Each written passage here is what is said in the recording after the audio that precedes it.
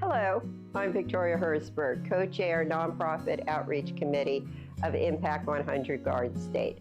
I'm proud to be a member of this women's philanthropy giving group that provides $100,000 grants to nonprofit organizations that serve our local communities.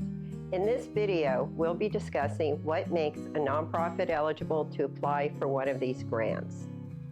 If you're interested in applying, you first and foremost need to be a 501c3 organization in good standing with the last 2 years of audited or reviewed financial statements. Since we require 2 years of audited financial statements, you must have been in operation for at least 3 years, since individual audit reports the current and past year. If you are unclear about the difference between an audit and a review, consult your organization's financial department or accountant. But note that financial compilations are not acceptable because compilations do not require the necessary outside independent accountant's assessment that we want to see. Secondly, you need to use the impact funds to serve primarily underserved residents of Morris, Passaic, Somerset, Sussex, and/or Union counties. This is our designated service area, so our money should primarily stay in communities where our members live. The program you're dreaming of should address an unmet need in one of the following categories: education, arts and culture, health and wellness, environment preservation and recreation, or children and families. Whether you're using the funds to start a new program, develop a future expansion, or using funds for an existing program, it is important to understand that we will disperse the $100,000 grant according to a mutually agreed upon schedule up to 3 years. That will ensure that you have the funds to carry out your project as needed. The nonprofits we've worked with in the past have come up with so many amazing ways to serve our local communities, from expanding a dining hall at a shelter to feed those homeless, to aiding aged-out foster youth to become self-sufficient adults. There is plenty of flexibility in the ways that our grants can be used. You can allocate the funds for staff compensation or consultants, professional development and training, equipment, and other costs if you can explain and justify them in your application. One of my favorite items that our grants funded was the purchase of an RV to take a full range of project self-sufficiency resources such as free food and essential supplies on the road to those who live in the enclaves of high poverty and who could not come to them due to being isolated in rural Sussex and Morris counties. While there are plenty of things we can fund, there are a few things that these grants can't be used for. You're not able to put this money towards your debt reduction or endowment. We won't award a grant for fundraising activities or events. This includes capital campaigns.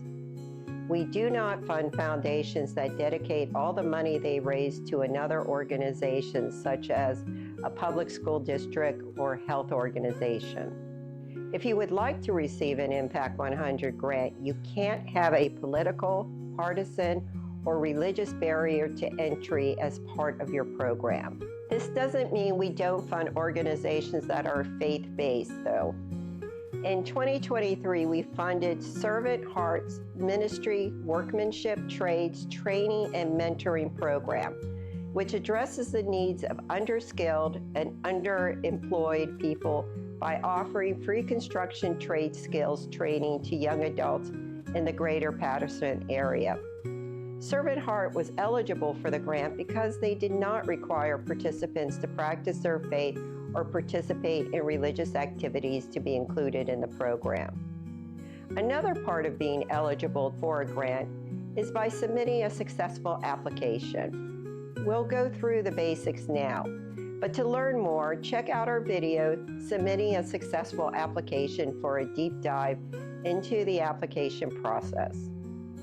First and foremost, you need to answer all the written questions. Our grant reviewers appreciate concise, straightforward, and realistic answers. Keep your program and your goals in mind. In addition to the written portion of the application, your CEO or executive director will need to authorize the eligibility section of the application.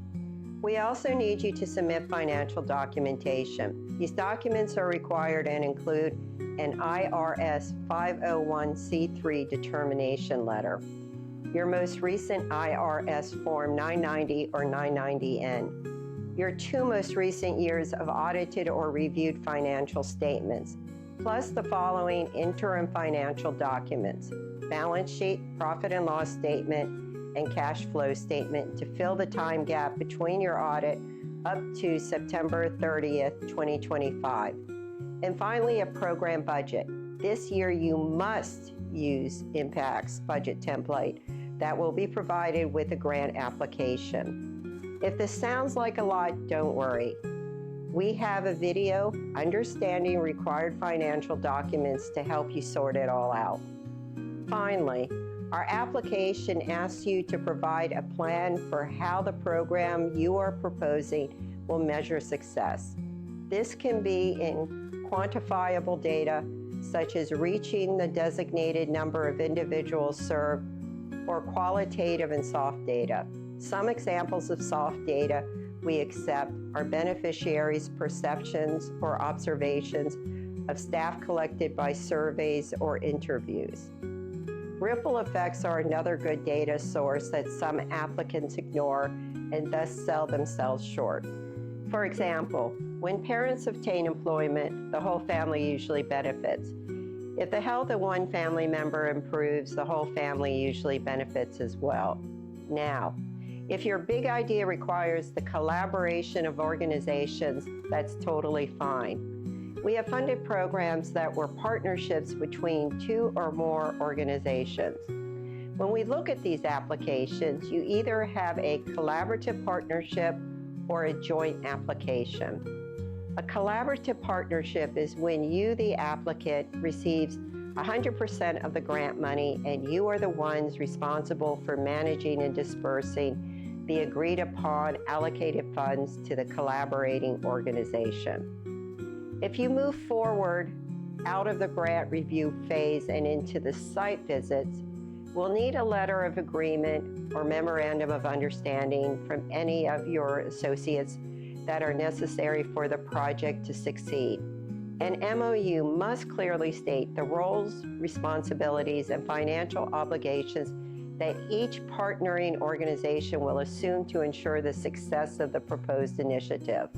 For example, if a mental health organization wants to provide a program within a school, the school would need to sign the MOU to show that they are on board with the plan. In case of a joint application where you and another nonprofit will share the $100,000 grant, both organizations must submit the required financial documentation as part of the application. In 2014, we funded a joint application between America Grow a Row and Nourish New Jersey, so America Grow a Row could expand its distribution to Nourish's food pantry in Morristown, New Jersey.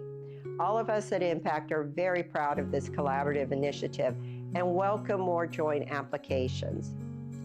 If you're excited and eligible to apply for an Impact100 Garden State grant, we're looking forward to receiving your application and learning about your plan. Take note of the key dates within our application and notification cycle so you know when everything is due and when you can expect to hear back from us. If you have any questions, don't hesitate to write to us at the email address shown. We are committed to getting back to you with a response as soon as possible, but know that some questions require us to do our own homework. We look forward to hearing from you, and we look forward to reading your application. Most importantly, we really want to say thank you for all of the work that you're already doing in our local community.